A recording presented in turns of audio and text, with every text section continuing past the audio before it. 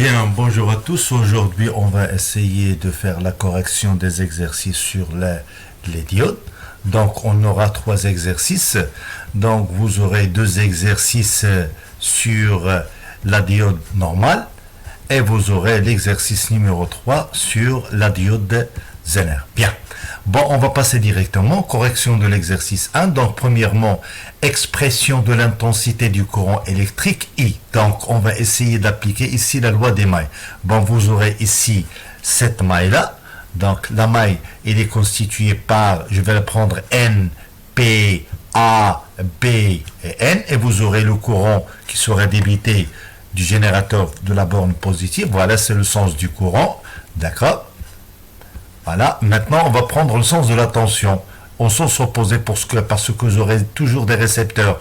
Donc vous aurez la tension I de Bn, d'accord? Donc je vais choisir un sens de rotation, c'est le sens des aiguilles d'une montre, le sens positif, c'est-à-dire toutes les tensions qui existent, qui se trouvent sur le sens des aiguilles d'une montre seront comptées positivement et les autres seront comptées négativement.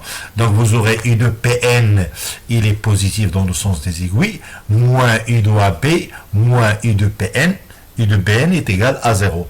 Donc I de AB, à partir de ça on détermine I de AB, c'est I de Pn moins I de Bn. Donc I de AB c'est RI, voilà, et je divise par le R, et je vais déterminer I est égal à I de Pn moins I de Bn sur R. Bien, la tension sous laquelle fonctionne la diode, eh bien, on va déterminer la tension à partir de la caractéristique. Donc, comme vous le voyez, j'aurai une réponse qui existe entre le courant et la tension à partir de 0,7, c'est la tension seuil, et à partir de cette tension-là, vous aurez la tension ici, U de Bn est égale à la tension I de S est égale à 0,7 volts, c'est la tension seuil. Donc I de Bn est égal à I de S égale à 0,7. Dans ce cas-là, la diode il va se comporter comme un interrupteur fermé.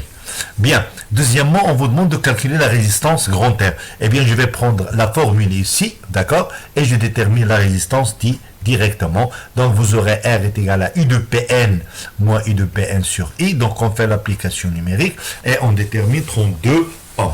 Bien. Bon, l'exercice numéro 2. Bon, vous aurez, on donne le montage suivant, d'accord, le montage de la lampe, voilà, et vous aurez maintenant votre schéma.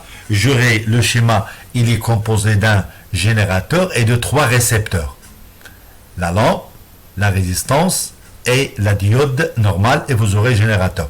Et donc, un générateur et vous aurez 3 récepteurs. Bien, bon, comme vous le voyez, je vais prendre la tension U de Pn, d'accord, au bord du dipôle actif qu'on va le voir après. Vous aurez ici la tension I de PA, d'accord, et ici vous aurez la tension U de AB, d'accord, et après vous aurez la tension U de Bn qui existe au bord de la diode. Bien, donc ça c'est le montage du circuit de la lampe. Bien, bon, pour que la lampe s'allume, il faut que la diode se comporte comme un interrupteur fermé, c'est-à-dire c'est cette tension-là qui est égale à la tension seuil, hein, la tension seuil, et notre tension seuil I de Bn est égale à I de S est égale à 0,7, comme le cas de l'exercice numéro 1. Bien, donc calcul de la tension au bord de la résistance.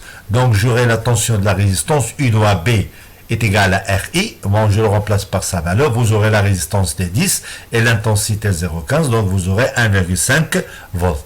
Bien, calcul de la tension au bord de la lampe. Bon, maintenant, j'aurai ici 4 tensions. J'aurai un dipôle qui est actif et 3 dipôles passifs, c'est-à-dire 3 récepteurs et un générateur. Bien, je vais appliquer ici la loi des mailles et je vais prendre N, P, A, B, N. C'est cette maille-là. Voilà, on applique la loi des mailles. Et j'aurai U de Pn, c'est-à-dire je vais choisir le sens des aiguilles d'une montre, c'est le sens positif de rotation des tensions. Donc j'aurai U de Pn positif et les 3 tensions sont négatives. Bien. Bien, on vous demande de calculer la tension qui existe au bord de la lampe. La tension qui existe au bord de la lampe, c'est U de PA, c'est-à-dire c'est celle-là. D'accord? U de PA. Je vais passer de l'autre côté, voilà, et j'aurai ici U de PA est égal à U de PN moins U de AB moins U de PN. Je ferai l'application numérique, voilà, et je détermine la tension qui existe au bord de la lampe est égale à 3,5 volts.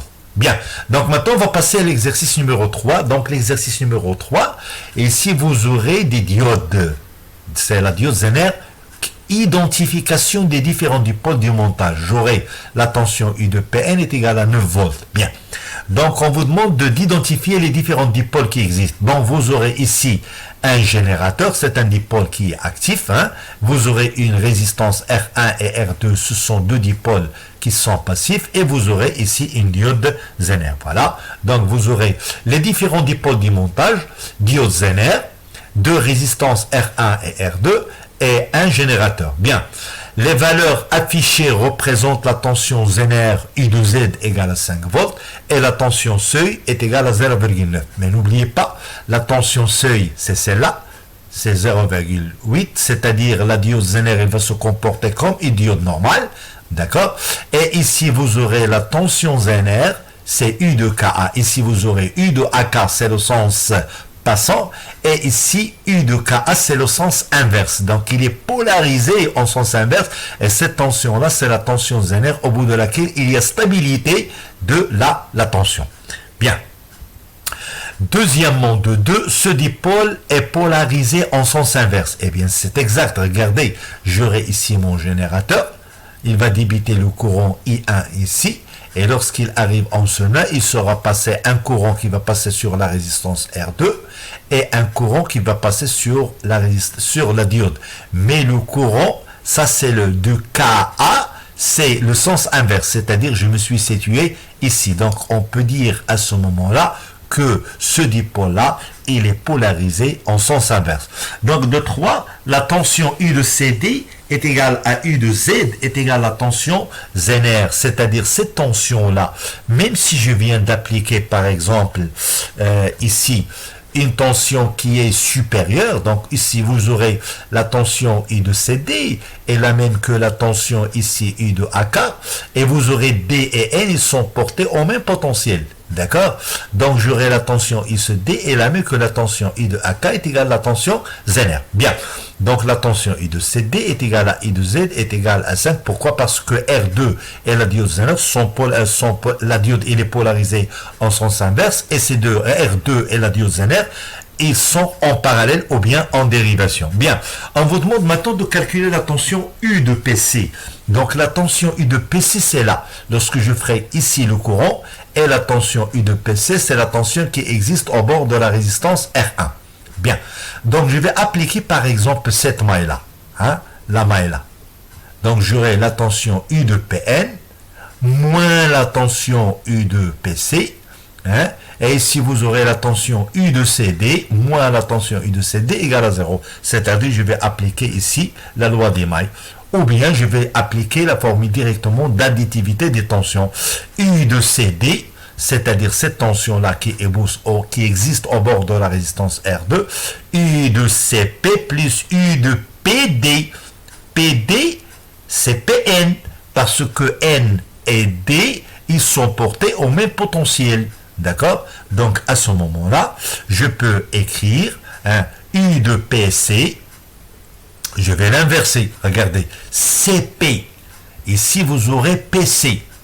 Donc, d'accord? Je vais l'inverser ici. Donc, vous aurez U de PC est égal à U de PN moins U de CD. Bon, je ferai l'application numérique et vous aurez ici U de PC est égal à 9 moins 5 est égal à 4 volts. Bien, donc merci de votre attention et on va essayer de faire la séance prochaine un nouveau cours, Inch'Allah, sur les dipôles actifs.